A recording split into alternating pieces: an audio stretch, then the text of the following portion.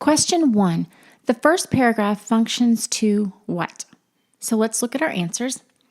A. Describe in detail the broken cask of wine, making it easy for the reader to picture the scene.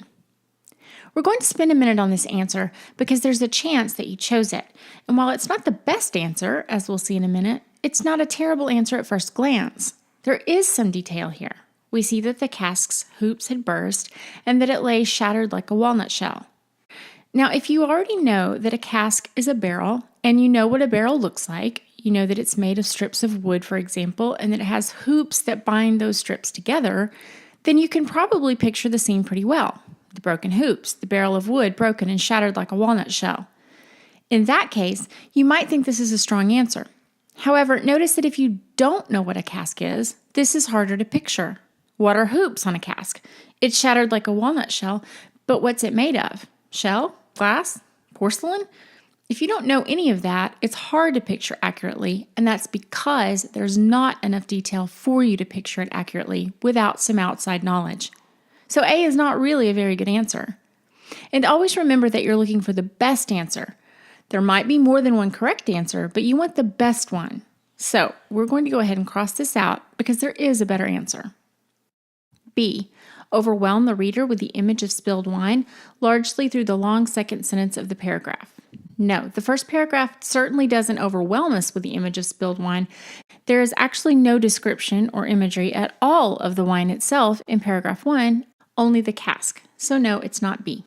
C. Quickly show that the wine has spilled without distracting the reader by explaining who dropped it and why. Notice that passive verbs are used here. The cask of wine had been dropped, not somebody in particular dropped it. It had tumbled out, not somebody knocked it out. The description is brief, and the focus is on the fact that it's there, not on whose fault it is that it's there. So C is a good answer. We see quickly that the wine has been spilled, and we're not distracted by any reasons for it. D. Cast blame on whoever dropped the cask and show the spill to be unsightly. No, we've just seen that the use of passive verbs, the cask of wine had been dropped, it had tumbled out, take the focus off who actually is to blame, which means that no blame is cast here. So cross out D. E. Mislead the reader into believing that the breaking of the cask itself was more important than what followed. This just doesn't fit at all. The description is brief, and it leads into the much longer description of what follows, so this won't work. Cross out E. And the correct answer is C. Quickly show that the wine has spilled without distracting the reader by explaining who dropped it. Question 2. The tone of the sentence beginning on line 6 can best be described as what? So let's read the sentence that begins in line 6. The rough, irregular stones of the street, pointing every way, and designed, one might have thought, expressly to lame all living creatures that approached them, had dammed it into little pools. These were surrounded, each by its own jostling group or crowd, according to its size. And now let's take a look at our choices. A. Sarcastic. The narrator here says that the rough, irregular stones of the street seem designed expressly to lame all living creatures that approached them. Since streets are not designed with the intention to lame or cripple anyone or anything that walks on them, the narrator is being insincere here. He is using some rather darkly humorous sarcasm and overstating his case a bit to stress how bad the roads are. So A is a good answer. This is sarcasm. Just taking a quick look at the rest of the answers. B, over-emotional. No, we don't have any great deal of emotion in this sentence. C, apathetic. Apathetic means not to care, and the narrator doesn't seem to be apathetic. He does actually care enough to mention that the roads are terrible enough to cripple anyone or anything that walks on them, so cross out apathetic. D, serene. Serene is peaceful, calm, untroubled, and no, this doesn't fit. It's not peaceful or untroubling to talk about streets seeming to be designed to cripple someone or something.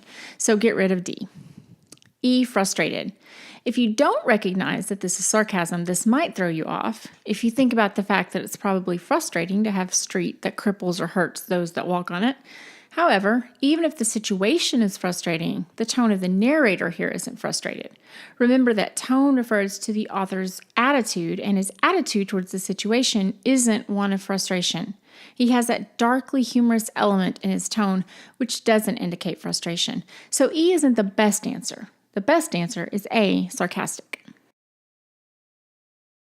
Question 3. Which of the following statements is true of how people in the passage are characterized? And our answer choices are A, differences between the characters are the main forces that shape their different responses to the spilled wine. Notice that the narrator speaks about all the people, some men, others, men and women, infants, etc. There isn't any individual characterization going on here. People are spoken about as groups, and the responses are spoken about as group responses. There's no focus on differences between individual characters, so A won't work. Cross it out. B, the characters are all portrayed as representative of the community as a whole, more so than as individuals. This is much better. As we saw a minute ago, the narrator speaks about the people in groups, and their responses are collective rather than individual, so this answer works. C, the narrator weaves a considerable amount of physical description into the passage. No, not really. We don't have any physical description of the people here, and the question is asking about how the people are characterized, so cross out C. D, the minimal characterization of individuals in the passage reflects the relatively small amount of importance placed on the role of the people in the scene. While it's true that the characterization of individuals is minimal, the role of the people in the scene is anything but unimportant. They are the scene. Their reactions to the wine, even though collective, are what make up this scene. So this answer won't work. Eliminate D. E, the image of people celebrating the spilled wine together sets the tone for the passage as a whole. This doesn't work because we move from the celebration here to the somber returning to work, or to freezing, or to starving, as soon as the wine's all gone. So the tone shifts considerably. And then, at the end, we have this ominous hint about what's going to happen when it talks about the future in which that wine, or blood, will be spilled on the street. So no, the tone doesn't stay celebratory for sure. So eliminate E, and the correct answer is B. The characters are all portrayed as representative of the community as a whole, more so than as individuals. Question 4. The primary difference between the second and third paragraphs is that what? So if we look at these answers, we can see that this is pretty straightforward. A, the second paragraph is concerned with how people respond to the wine, while the third is about how they interact with each other. If you look at the second paragraph, you'll see that even though it mentions a little interaction, men helping women here, the women with the infants, overall, it shows the way people respond to the wine. The third paragraph, on the other hand, is heavy on people's interactions with each other. So A is a very good answer. B, the second paragraph is about how the wine was spilled, and the third is about how people react to the spilled wine. No, this isn't true. We hear about how the wine was spilled in the first paragraph, and we have reactions in the second paragraph, so cross out B. C, the second paragraph is mainly concerned with gustatory imagery, while the third is concerned with auditory imagery. Gustatory refers to the sense of taste, and auditory refers to the sense of hearing. So if we look at the passage, we see there isn't a lot about taste in the first paragraph.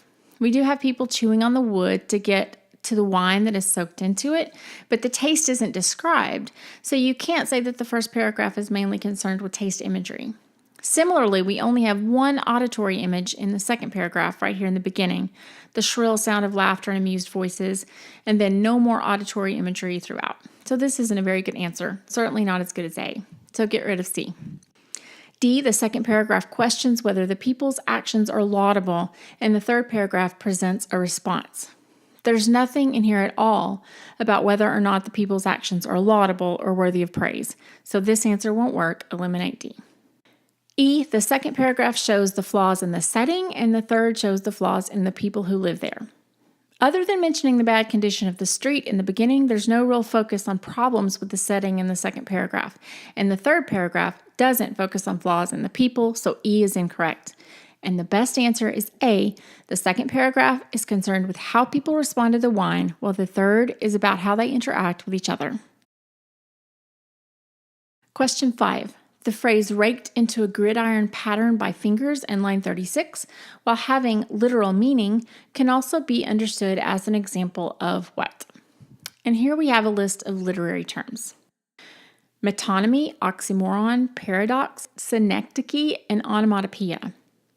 The best case scenario here is that you'll know what all of these literary terms mean.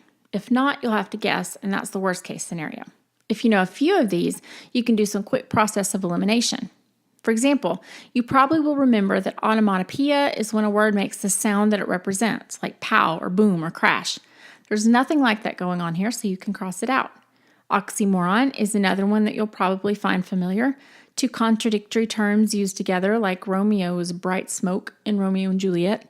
There isn't anything like that either, so you can get rid of oxymoron. Paradox is another familiar one. Two things that seem contradictory, but upon closer examination might reveal truth, such as the child is the father of the man.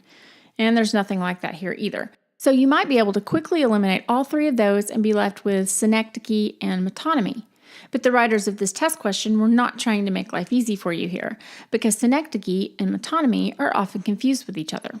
Metonymy, however, is when a word is substituted for something related to it, such as Hollywood, which is actually a place, being used to represent the American movie industry, or Broadway, which is a street, being used to represent live theater in New York City.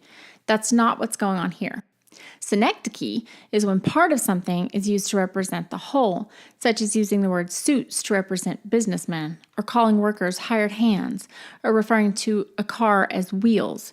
That's the closest thing to what's happening here. You can think of fingers as representing the people who are actually doing the raking, since the fingers couldn't do the raking on their own without people attached to them. So, don't forget to learn your literary terms, and the best answer is D, synecdoche.